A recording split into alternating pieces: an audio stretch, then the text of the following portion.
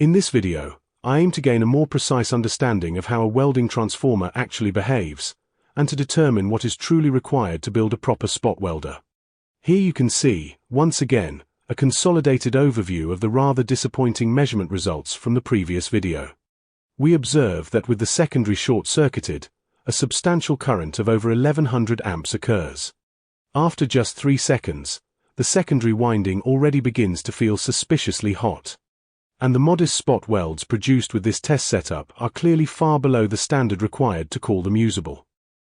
To prevent any smoky surprises, I first replace the plastic insulation on the secondary winding with a heat-resistant sleeve. That also reduces the overall thickness enough to allow 2 parallel secondary windings, which is a welcome improvement. Every milliohm of resistance we eliminate is a gain. As we will see later, we are dealing not just with milliohms, but even microohms that determine whether this spot welder becomes a success or also ends up on the large graveyard of unusable DIY contraptions.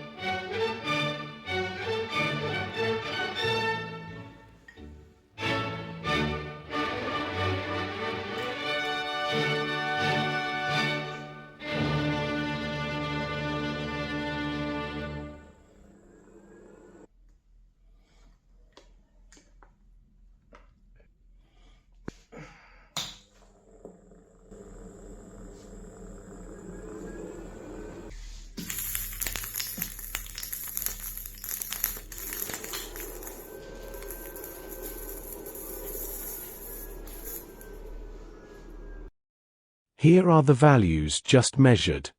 From these, we can derive an important unknown, the internal resistance of the transformer. We know the voltage is 2.88 volts and the current is 500 amps. That means the total circuit resistance must be about 5,760 microohms. If we subtract the known resistances of the winding and the test strip, we find that the internal resistance of the transformer itself is approximately 1,300 microohms. That is 1.3 milliohms, just over 1,000th of an ohm. A tiny value, but a big problem. Now watch what will happen when we actually try to spot weld. First, we connect both secondary windings in parallel. That reduces the resistance to 640 microohms. Naturally, we want to minimize heat losses in the secondary winding as much as possible. What we need to do now is estimate the resistance of a spot weld.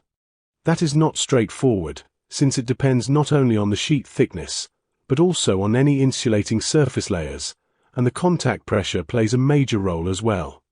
All things considered, assuming a weld resistance of about 100 microohms is a reasonable working approximation. All in all, these measures reduce the resistance of the secondary circuit to 2,050 microohms, roughly 2,000ths of an ohm. Since the resistance has clearly decreased, the current must increase. It now rises to just over 1,400 amps. As a result of this high current, the total power increases to well over 4 kilowatts, more than 4 times the rating for which this transformer was designed. It is no surprise that it heats up so quickly. Now that we know the current and the resistance of each component, it gradually becomes clear what is going on, and why so many DIY builds on YouTube fall short. Just look at how the total power is distributed. Nearly 2/3 of the energy is dissipated in the transformer itself as heat. And it does not improve when we run the same calculation for the secondary winding. That consumes almost another third. That leaves less than 200 watts for the actual weld, under 5% of the total energy. On YouTube, remedies such as replacing the secondary winding with thick copper plate are often recommended. Of course, that reduces the secondary resistance, possibly even quite substantially. Let us examine that as well and calculate the resistance of a very heavy secondary copper winding. For a single turn with a cross-section of 300 square millimeters, the resistance would be about 150 microohms. However, because we now have only a single turn, the secondary voltage drops to 1 volt. And, as anyone applying the basic laws of Ohm would expect, this does not help at all. Well over 90% of the total energy is still dissipated as heat, and the 40 watts that actually reach the weld zone are nowhere near sufficient for a reliable spot weld. No, this approach is fundamentally flawed. You can safely disregard all those hobby videos that claim a proper spot welder can be built this way. It simply does not hold up under quantitative analysis. So, how should it be done? Now it becomes interesting, because we can in fact make proper use of this rather robust transformer. And I believe that, in combination with another component, it can form the basis of a genuinely capable spot welder. Let's get acquainted with the capacitor. Almost everyone has seen one of those brightly colored little cans with 2 wires sticking out, the kind you find in so many electronic devices. Its behavior is somewhat similar to a battery. You can charge it, store energy in it, and then use that energy as it discharges. But there is one major difference. A capacitor can be charged and discharged extremely quickly. Even very large capacitors can do this in fractions of a second. Not even the toughest battery can move energy that fast. This perfectly ordinary capacitor has a capacitance of 1500 microfarads, that is 1.5 millifarads. A supercapacitor works exactly like the little ones you find in an amplifier or radio, just with a tad more storage capacity. This monster has a capacitance of 3000 farads. That is roughly 2 million times as much as its tiny nephew. Loads of energy there to make a decent weld. Before we figure out how to connect the transformer to this energy tank, let us first take a closer look at the ins and outs of the supercapacitor itself. For the moment, imagine it connected to a welding circuit made of pure copper. From the manufacturer's data, we know that the internal resistance of the capacitor is about 270 microohms. If we build the welding circuit using heavy copper, that will add roughly 130 microohms. For the weld interface itself, let us take a conservative estimate of 200 microohms. That brings the total resistance to roughly 600 microohms. That would theoretically produce a current of about 4,500 amps. The capacitor can store a little over 3 watt-hours. But because its internal resistance is so extremely low, it can release that energy again in a matter of seconds. If the capacitor were to discharge in 1 second, more than 12,000 watts would be dumped into the circuit during that second. That amounts to about 12 kilojoule, more than enough for a very heavy weld. Of course, we should avoid pushing the circuit right to its limits. With a starting voltage of 2.6 volts, the weld will probably already have melted after a tenth of a second, while plenty of energy still remains in the tank. If we start the weld at a voltage of 1.5 volts, things look a bit less aggressive, and the welding temperature is reached after about 2/10 of a second. That also lowers the initial current to a more reasonable 2300 amps. It will be interesting to see later, during testing and construction, whether these values are actually achieved. Many viewers may already have noticed something. I seem to be planning to connect a DC component, this supercapacitor, to a modified transformer. But it does not work like that. First, the AC from the transformer has to be converted into DC. That is done with 4 diodes arranged in a bridge. In simple terms, think of a diode as a valve that allows current to flow in only one direction. If I connect 4 of them in this configuration, all parts of the AC wave that move from minus to plus are directed to the positive output, while the parts that move from plus to minus end up at the negative. Because the supercap needs to store a lot of energy in a short time, the current involved is quite substantial. I will be using 400 amp diodes. And not ordinary ones, but a special fast switching type that does not heat up as quickly. They are called Schottky diodes. Here the circuit is more or less complete. The microwave transformer charges the supercapacitor through the bridge rectifier. Once sufficiently charged, this energy tank will dump its energy into the weld in a very short burst. There are still a few hurdles to clear. The amount of energy delivered to the weld must of course be adjustable. Power levels like this can easily blow a hole in thin sheet metal. My plan is as follows. While the supercapacitor is charging, a comparator continuously monitors the voltage across it. As soon as a preset maximum voltage is reached, the comparator switches off the power to the transformer. As we saw earlier, a starting voltage of about 1.5 volts seems like a reasonable baseline.